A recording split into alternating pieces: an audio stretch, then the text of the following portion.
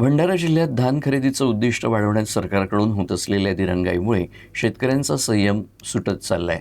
खरेदी केंद्रांवर धान पडून असतानाही शासनाकडून उद्दिष्ट वाढवली जात नसल्यानं संतप्त शेतकऱ्यांनी आता आंदोलनाचा पावित्रा घेतलाय। याच पार्श्वभूमीवर लाखांदूर तालुक्यातील शेतकऱ्यांनी अनोख्या पद्धतीनं फटाके फोडत सरकारचं लक्ष वेधण्याचा प्रयत्न केला। भंडारा जिल्ह्यात सध्या धान खरेदीचं उद्दिष्ट अपुरं ठरत असल्यामुळे शेतकऱ्यांचं धान मोठ्या प्रमाणात धान खरेदी केंद्रांवर आणि घरीच पडून आहे। पणन विभागाच्या वतीनं आतापर्यंत 31 लाख क्विंटल धान खरेदी करण्यात आलं असलं तरीही अनेक शेतकरी अद्याप खरेदीच्या प्रतीक्षेत आहेत। धान खरेदीचं उद्दिष्ट वाढवावं अशी मागणी शेतकऱ्यांकडून वारंवार करण्यात आली, मात्र शासनाकडून अद्याप कोणताही सकारात्मक निर्णय घेण्यात आला नाही।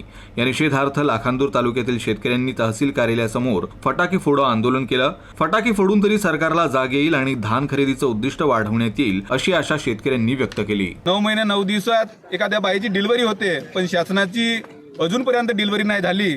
त्या शासनाची सिझेरियन करण्याकरिता हा आम्ही फटाके फोडो आंदोलन केलेलं आहे।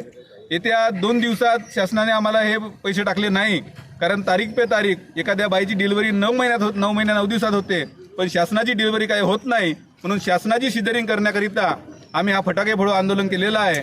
येत्या 2 दिवसामध्ये जर शासनाने पैसे टाकले नाही तर आम्ही डीएमओ ऑफिसमध्ये अशाच पद्धतीचा मोठा आंदोलन करून डीएमओ ऑफिसची आम्ही सिझेरियन केल्याशिवाय राहणार नाही, हाच आमचा इशारा आहे।